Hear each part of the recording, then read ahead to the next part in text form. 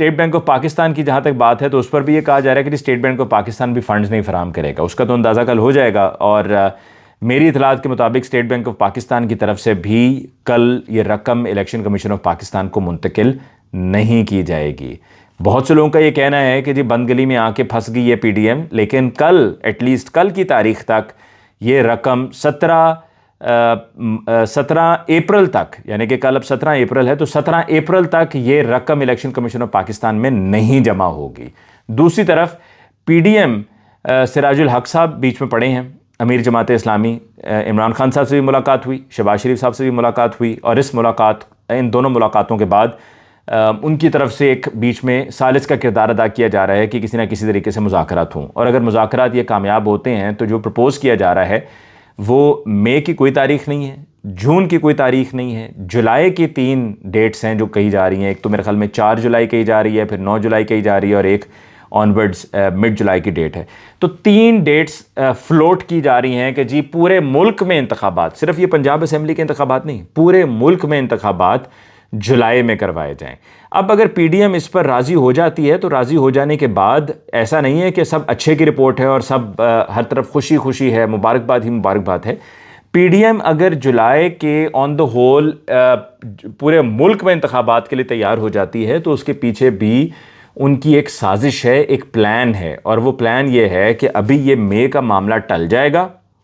پھر اس کے بعد جولائی میں جب انتخابات کا وقت آئے گا تو اس سے پہلے ہی ہم پی ٹی آئی کے لیڈرشپ کو, عمران خان صاحب کو گرفتار کر لیں گے, ان کو نااہل کروا دیں گے. اور ابھی عید سے پہلے کا جو پلان ہے وہ یہ ہے کہ پی ٹی آئی کی لیڈرشپ کو, جس میں جیسا کہ آپ دیکھ رہے ہیں کہ علی زیدی صاحب کو بھی گرفتار کیا گیا, پی ٹی آئی کی لیڈرشپ کو گرفتار کیا جائے. ان تمام لوگوں کو جن کو پہلے نہیں گرفتار کیا گیا تھا اب ان کو گرفتار کیا جائے, اور پی ٹی آئی کو اس طریقے سے کمزور کیا جائے کہ ان کی جو لیڈرشپ ہے وہ گرفتار ہو جائے. یہ وہ تیاری ہے, اور اس تیاری کے ساتھ اب پی ڈی ایم چلنا چاہ رہی ہے. لیکن فنڈز کے معاملے پہ اسٹیٹ بینک نہیں فنڈز دے گا, بیوروکریسی میں لوگ اپنی ملازمتوں سے ہاتھ دھو بیٹھیں گے. اسی طریقے سے کیبنٹ میں رانا ثناء اللہ نااہل ہوں گے, اسحاق ڈار صاحب نااہل ہوں گے, ڈیفنس منسٹر خواجہ آصف صاحب نااہل ہوں گے, اور اپنے عہدوں کو ان کو چھوڑنا پڑے گا. اور شہباز شریف صاحب چیف ایگزیکٹو صاحب,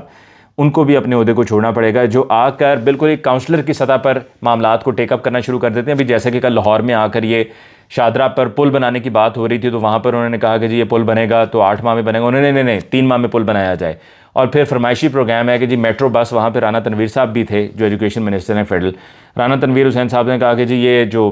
میٹرو بس ہے یہ ابھی شادرہ تک آتی ہے, اس کو آگے کالا شاہ کاکو تک لے کر جایا جائے, کیونکہ ان کا وہاں پر انٹرسٹ بھی ہے, اس لیے وہ کالا شاہ کاکو کی بات کر رہے ہیں. ساتھ میں یہ بھی کہا کہ وہاں پہ کچھ یونیورسٹیز وغیرہ ہیں, لیکن اصل دلچسپی ان کی یہ ہے. اور شہباز شریف صاحب نے کہا نہیں 3 مہینے کے اندر اندر اس پل کو تعمیر کیا جائے, اور دن رات ایک کر دیں اور اس پل کو تعمیر کریں. اور وہاں پر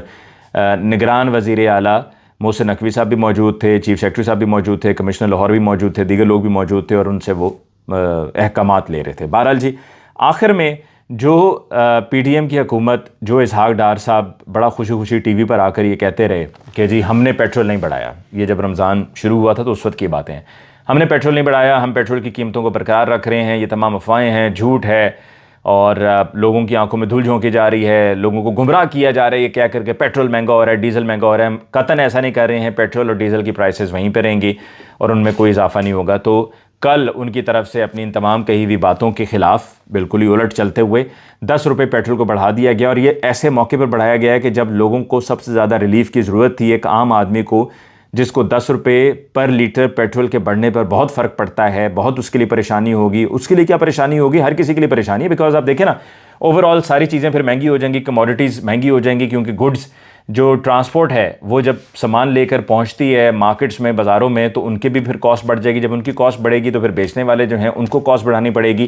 اور جو خریدار ہیں اس کی قوت خرید اتنی نہیں ہے. تو 10 روپے بڑھا دیا گیا ہے, جو کہ عوام کے ساتھ ظلم ہے, زیادتی ہے, ناانصافی ہے. ایک ایسے موقع پر کہ جب نواز شریف صاحب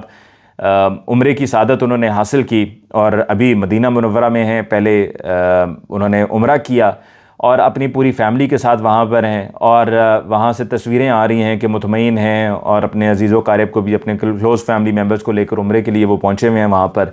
تو یقیناً دعا کرنے جاتے ہیں, انسان جب دعا کرتا ہے تو اپنے گناہوں کی بخشش کی دعا کرتا ہے. تو وہاں پر آپ اگر دعا کر ہی رہے ہیں تو پھر عوام سے دعائیں لیں,